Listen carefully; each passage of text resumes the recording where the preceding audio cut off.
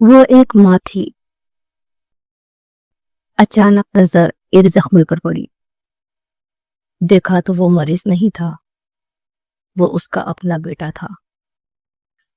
ماں کی دل سو صدا، میرا بیٹا، میرا بیٹا۔ جب ماں کا دل اسپتال کے راہداریوں میں ٹوٹا۔ یہ صرف ایک ماں نہیں، غزہ کا درد ہے۔ وہ شہید ہو چکا تھا۔ دل چیر دینے والا لمحہ،